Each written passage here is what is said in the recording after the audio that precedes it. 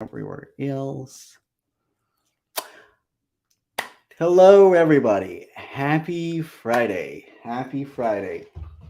So I decided to just hop online and talk to y'all. So I have a little bit of time to just chat with you and kind of share my thoughts. And I came up with a topic for today's live stream, and something that was on my mind. It's something that kind of inspired me to create my own program, and um, something that like really helped me in my professional development, because the learning from somebody who is successful in what you do is really important, and this is something that I implemented in my career. So as people are joining, I am going live on like everywhere, on LinkedIn, on Facebook, on YouTube, on Twitter, and I do have my Instagram live as well. So if you know how to add Instagram to my live stream on StreamYard, if any of you know, like, please let me know. Because like I have my phone right over here, and I have like my computer like right next to it. So and like that's and the camera right next to right next to the phone. So all right, so I'm not gonna be long today, and I just want to share with you my thoughts, what I'm thinking, and who joins, and but I really want to share with you the idea of apprenticeship. Apprenticeship. So, if you don't know what apprenticeship is, it's basically when one person teaches other how to do their craft by example. So it is apprenticeship, and it's a very old way of teaching people a craft or a profession. So it was there like before the universities, before the schools, like before all of that. So like this is pretty old craft. So but and I think it's really relevant, especially in software development. And let's all talk about it. So apprenticeship. I can never say that right. Apprenticeship. So basically, the idea of the whole apprenticeship thing is find a person who has achieved the results that you want and learn from them. Let me say it again. Find a person that achieved the results that you want and learn from them. So, if you would like to get somewhere, if you would like to become an iOS developer, or if you would like to become, like, I don't know, like test automation engineer, or if you would like to become your next thing uh, for your career, look for a person who already has those results. And here's another thing. There are a lot of mentors out there. There are a lot of people who provide their services or like coaching. And it's, I think, one important thing to identify if that coach or if that uh, thought leader, or if that person who provides your services or who you decide to learn from, do they have the results that you want in your life? Because I like nobody can teach you how to be a senior iOS developer if they're not a senior iOS developer yet. They're not there yet. They're still on the journey. They might have a really good idea how to get there and what a senior iOS developer should do, and what kind of like senior iOS developer should have, what kind of skills set a senior iOS developer should have. But if they're not there yet, and they can teach you, and it applies to everything in pretty much education and coaching business. If you want to achieve a good results, if you want to get successful results, find a person who already has what you have, who already achieved those results that you want, and learn from them, model their behavior. And how apply in practice, you basically need to find a mentor. And And when I say mentor, majority of the time, so like here's like I was hearing about mentorship thing for a while, and a lot of people ask me, how like do I find mentor? Or people might be wondering, how do I find mentor? So there's a website for mentors. So you can search for mentors. There's a mentor cruise website.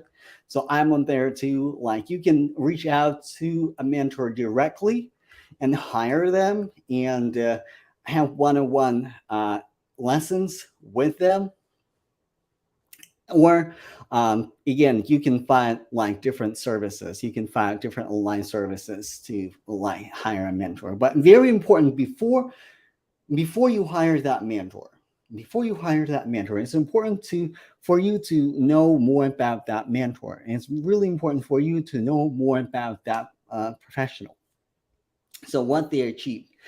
Another thing, you might see other like different people online that you might want to consider as mentors, or you might want them to mentor you and help them, that help they help you to get to the next level where you want to be, but they might be not available. They may not be available. So, like for example, famous content creators that we know, or like famous in iOS community, like I don't know, Sean Allen, Paul Hudson. If they don't specifically provide those services, they may not be available to mentor you, or they might be available, but the price might be a little bit high, or like what have you. Or if they're not advertising those services, period, they probably don't have the capacity for it. So what you do, you keep looking for a person who is available and who has those expertise that you're looking for. And a good way to identify that is to check their, like, I don't know, LinkedIn profile and see if they have the work history that you like. So do you want to be where they're at right now? Like, do you want to know, do you want to have skills that they have right now? If they have social media, like, then it's really easy. You can check out their social media, you can check out their Instagram profile, you can check out their YouTube channel, and basically see what they're talking about. But uh, if they're not, you might wanna reach out to them and ask. But um, in terms of in terms of how those relationships work, you probably have to invest in in that kind of mentorship. You probably want to invest in that kind of mentorship because people may not have time, and it's a lot of effort to teach someone how to do their craft. It's a lot of work. And in good old days, majority of the time, the apprentice and a mentor, they would work in the same shop, in the same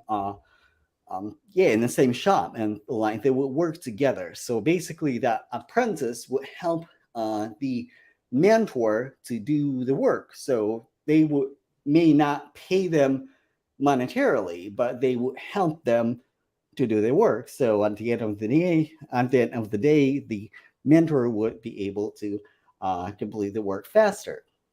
So, and this is kind of the idea of mentorship, because, and like the apprenticeship too, because you do want to uh, here's the thing, like everybody is busy, right? Everybody is busy, everybody has lives.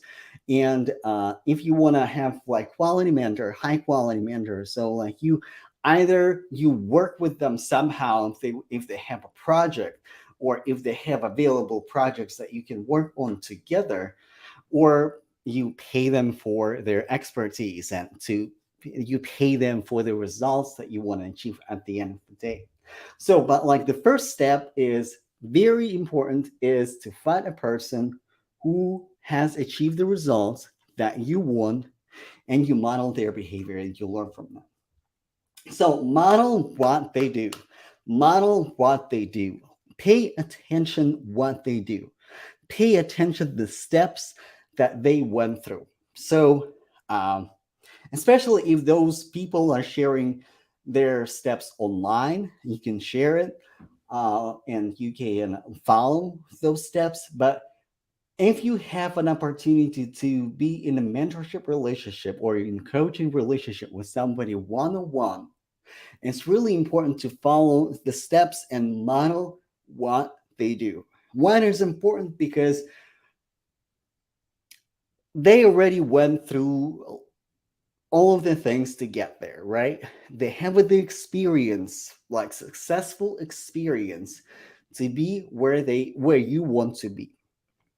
They overcome they probably overcome objections, they probably overcome rejections, and they probably overcome learning difficulties. So they know where you might fall.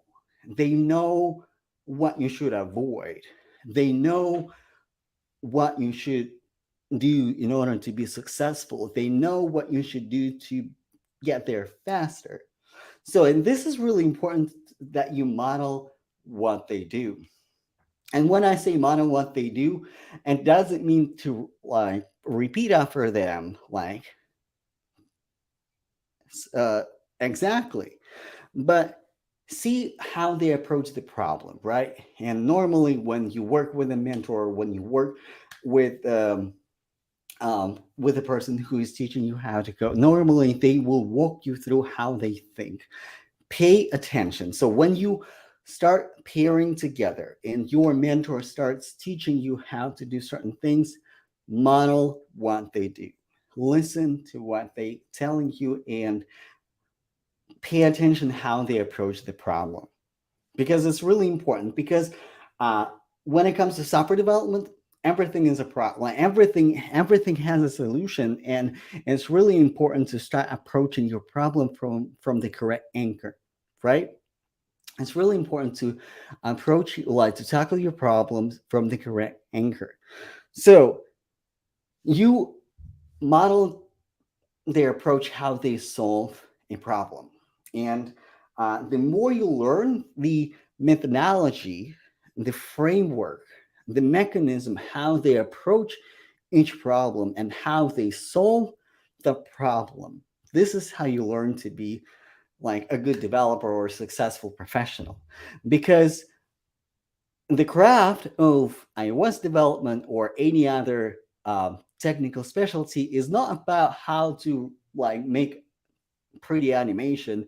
It's not about how to make a pretty UI. It's not about how to make uh, beautiful apps. It's how you solve a problem. Because every beautiful app, every beautiful design that you see, every beautiful application that you use solves a problem. And behind every application there is a software developer who solves that problem. So pay attention how your mentor solves problems, because you can search and you can Google how to do certain things in code, how to build Swift UI views, how to build animation, but it's really like it's not that easy to find a comprehensive framework to solve the problem, because each problem is going to be very unique. Like when I'm working on a feature, each problem is kind of like it's kind of very unique, and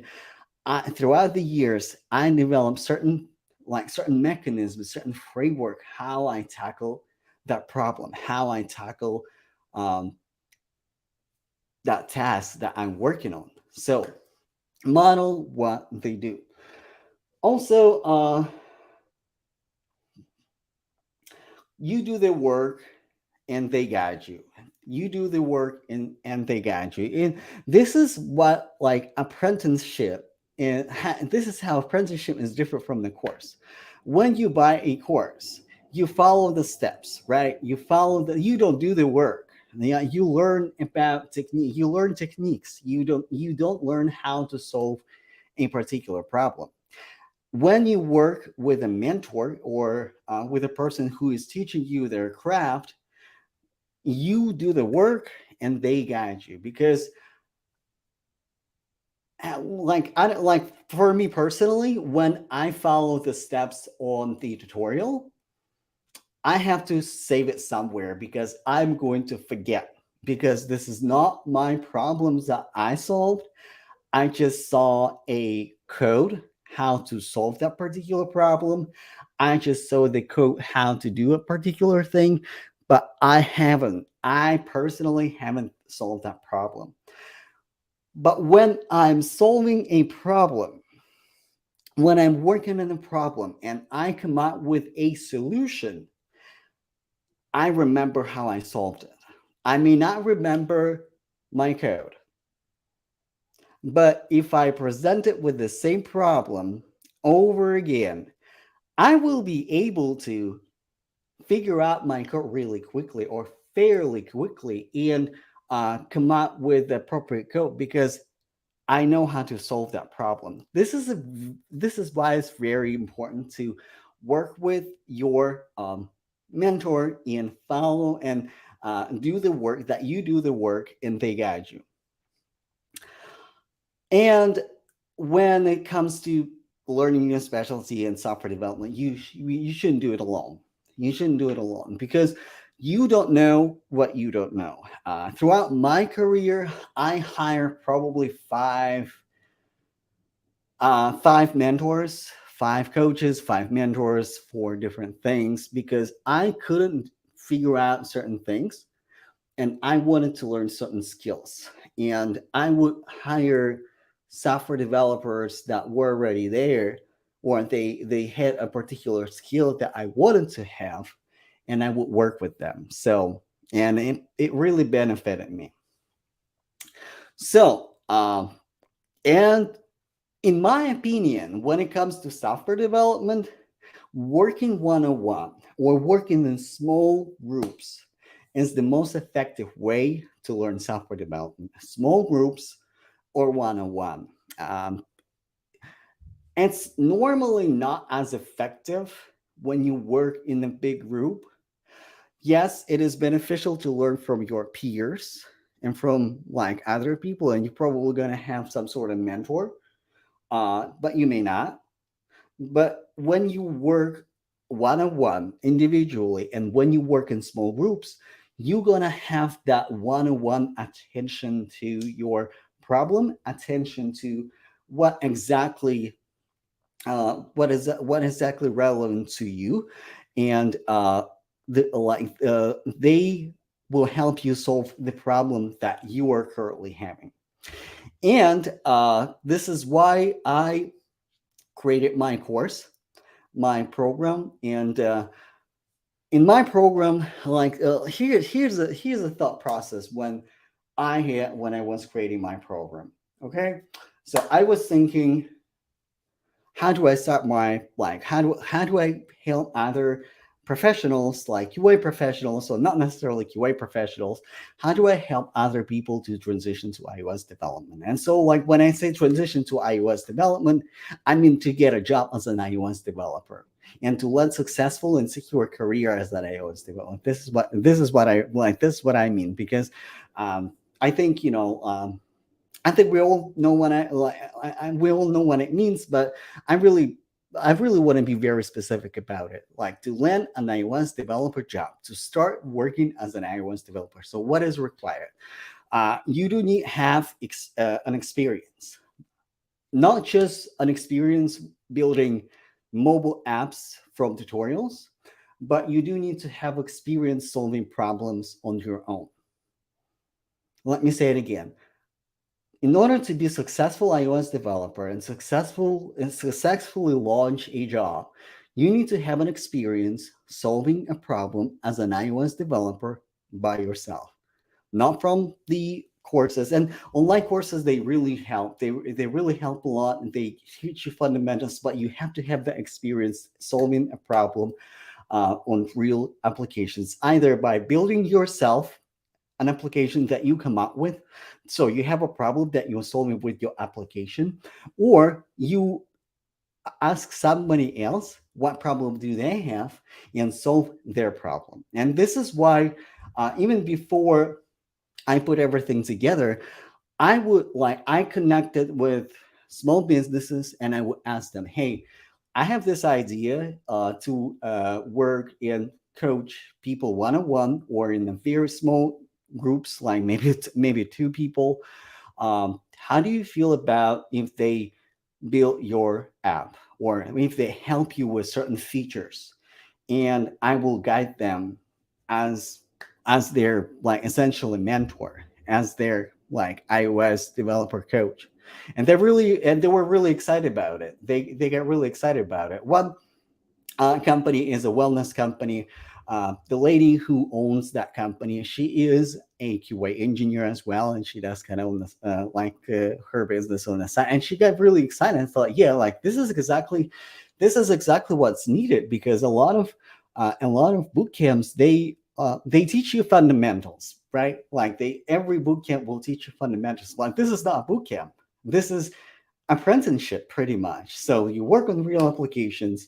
I guide you how to work on these applications, but I'm not going to give you an answer. I'm not going to give you a solution right away. Like if you get stuck, obviously, right? Like you are in a program to learn something, and I will give you the answer, but not right immediately. My goal as a coach or and as a mentor is to develop problem solving skills that you have.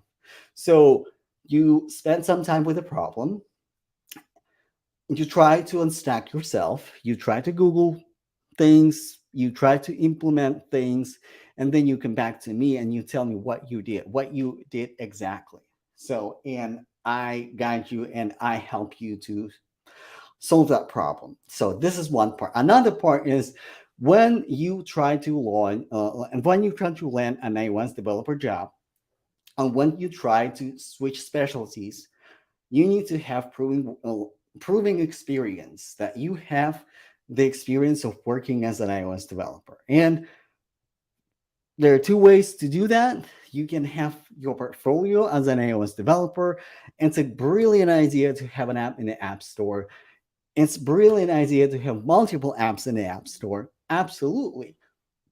But also, you need to have some sort of references that other people can vouch for you, that you actually have that experience. Not only you have the apps in the App Store, but also other people can vouch for you and say, yes, he worked or she worked on my app, and they do have that experience. And those business owners, they're willing to do that, because both business owners, both owners of those apps, they do realize that it's really hard to gain experience without an experience. And when I was transitioning, I had to go and ask local businesses. I had to ask my friends who had small businesses if they needed help with a mobile app.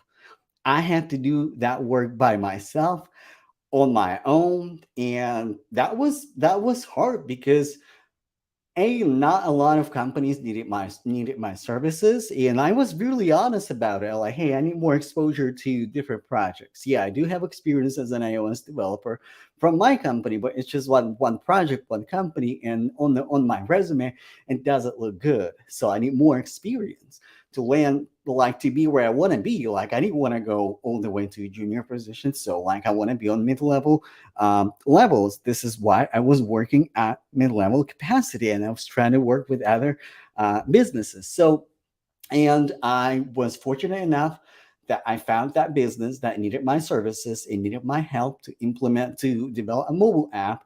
And in return, so they gave me references, and I'm still helping them out. Like until this day, I'm still helping them out as an iOS developer, even though like I'm a senior iOS developer right now, and like I don't really necessarily need their help, but like I'm like we still have really good working relationship. So, and this is why it was so important to me that you have that you work on real applications, you have real references, so you can make your transition a little bit more simpler.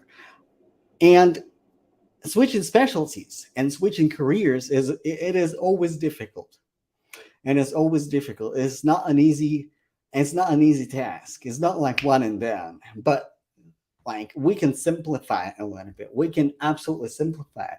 So on the link for this video, at the end of the description.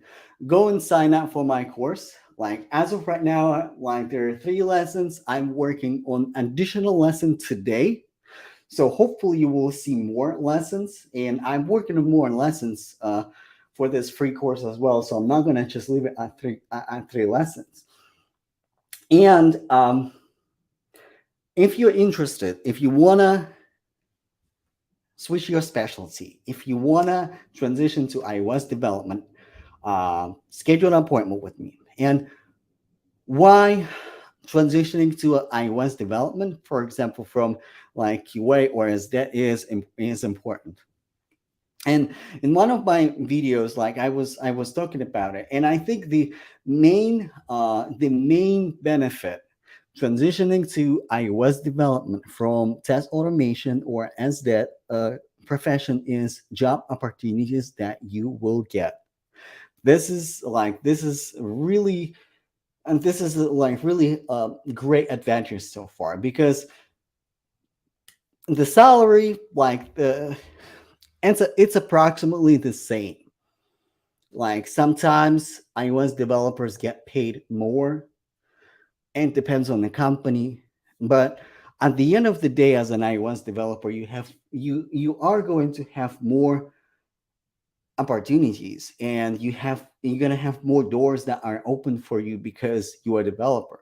Because here's another thing: not every company and not every product is ready for your services as a QA engineer. Not every company and not every product is ready for your services as a QA engineer. So, but if there is a company and they build a product and they have a mobile product, then like they're probably gonna be needing you, and they probably gonna be gonna contact you.